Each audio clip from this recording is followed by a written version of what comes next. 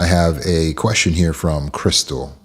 And Crystal writes, how do we know what appropriate boundaries are when we've never known them because of trauma? So that's a good question. How do we know if boundaries are appropriate? We have a lot of people who will say, hey, that's an inappropriate boundary. You're going too far. You've crossed over into control.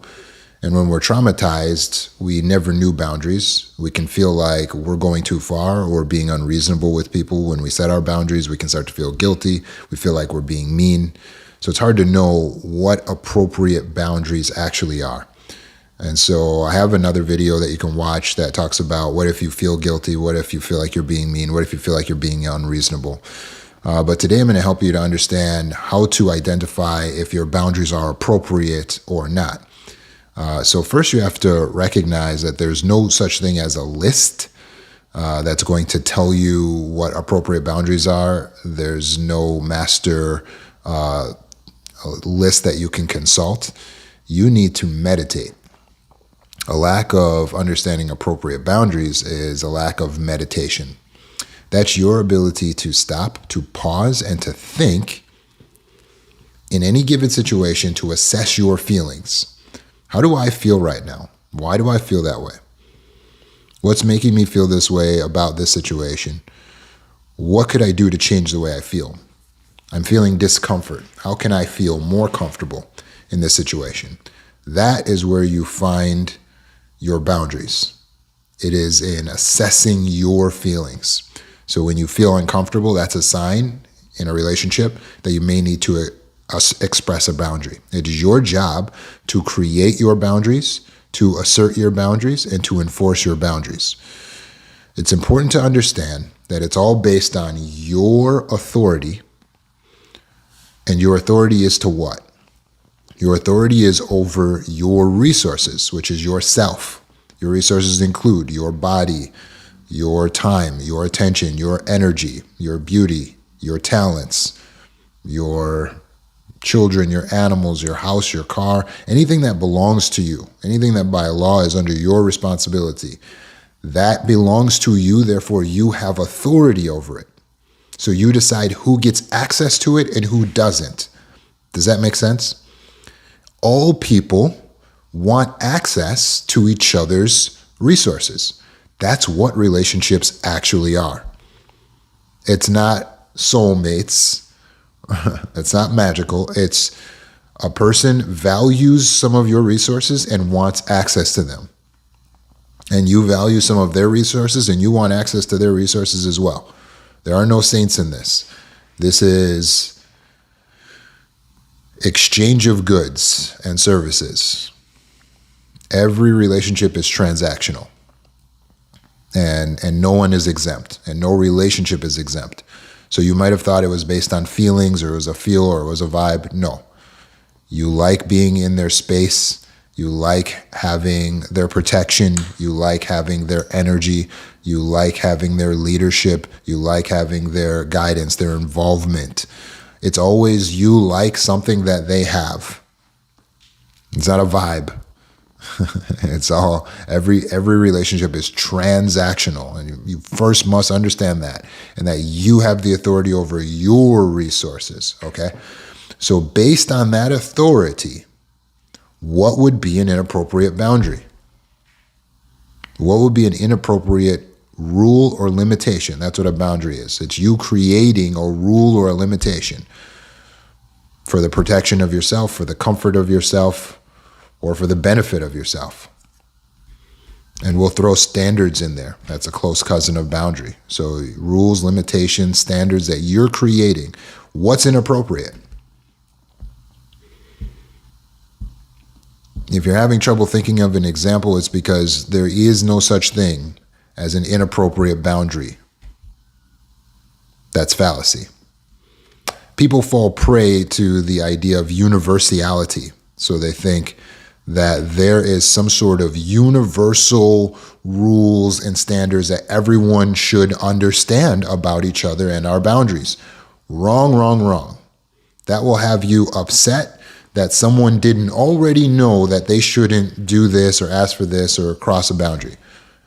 And you go, why didn't they should just know that? That's common sense. No, it's your responsibility to create your boundaries, decide for yourself what you feel is right or wrong, and then let someone know that. To create it and to assert it and enforce it is all on you. So sorry, you don't get to be resentful that someone didn't already know that that was wrong to do that to you, say that to you, act a certain way around you. You understand? It's up to you to establish your boundaries. Some people like it when colleagues crack inappropriate jokes around them or curse around them. Some people do not. There is no universal standard. You decide what you like. Does that make sense? Some people like some women like having a man that tells them what they should wear. And other women are like, absolutely not. That's totally wrong. The problem is you can't enforce your idea on someone else's relationship and say, you can't let a man tell you what to wear. Because some would say, that's my favorite part. I like that this guy tells me, hey, I'm picking you up at this time. Wear this. I don't have to think about it. It makes it easy for me. I'm not saying one is right or wrong, because they're not. It's personal. So you need to meditate and decide for yourself what your standards are and stop worrying about what would be the universal standard or what everyone else would approve of. There's no such thing as universality. That's fallacy of thinking. Likewise, don't look to the outside for approval for the standards that you set. Obviously, people on the outside are going to have disapproval for some of your standards. Guess why? It's because your standards are holding them back from getting access to your resources. So obviously they're not going to like it, and they're going to try to fool you and pressure you and make you think that your standards or your boundaries are wrong. Never give in to pressure when someone's trying to pressure you when you set a boundary. So let's take some quick examples. Is it inappropriate if someone wants to use your car to say, hey, well, if you want to use my car, you've got to wash my car? No. It's up to you. You can set any standard. You can say you have to vacuum it. You can say you have to let me use your car the next weekend. You can say you have to do a song and a dance for me to use my car. You have to pay me $80 to use my car. Nothing, virtually speaking, is an inappropriate ask. You can set any standard. You can set any boundary, create any hoop that someone has to jump through in order to get access to your resources. Does that make sense? So there is no such thing as an appropriate boundary or an inappropriate boundary. You get to decide because it's access to your resources that you have the authority, and your authority is based on that. Let's take, for example, the body. Someone wants to have access to your body. They want to have sex with you. You can set a standard and say, in order to have sex with me, you have to be married to me. That is an example of having a boundary, setting a standard. To the extent that you stick to it is the extent to which you will benefit from setting your standards and boundaries, and you will set that space where you feel comfortable. So you have to analyze for yourself, what are my morals?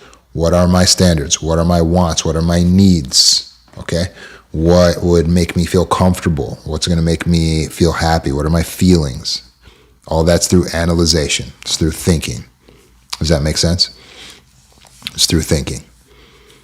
So, can you even govern the way another person acts? Yes. There is no such thing as an inappropriate boundary or standard. Virtually speaking, you can set any boundary or standard you want. You can even decide how you want another person to behave. You can actually govern their actions with your standards. So you can say, I don't want you wearing that. I don't want you to smoke, not just around me. I don't want you to smoke at all. I don't like you talking to other girls, even when I'm not around. Maybe especially when I'm not around. All of these things, some people could say, well, you're being controlling. It's up to you to decide what your standards are. So if you feel that that's what you want and that's what's going to make you feel comfortable, then you can set that standard. As long as it's based on the authority that you have the ability to take your ball and go home, which is to remove access to your resources, it is not coercive control. Coercive control is where you threaten to harm the other person. If you don't wear what I want you to wear, I'm going to set your house on fire, kill your dog, call your boss, and say bad things about you. That's the difference. That's coercive control, because you're threatening to harm someone. You're trying to use fear against them. But if you're not trying to punish or use harm or threaten them, and you just say, okay, if you don't want to follow my standard, then that's fine. I wish you the best, but I'm going to remove access. That is not under the umbrella of coercive control. You have the right to do that, and you should. So be the queen, be the king of the self, and live in your personal authority. Set boundaries.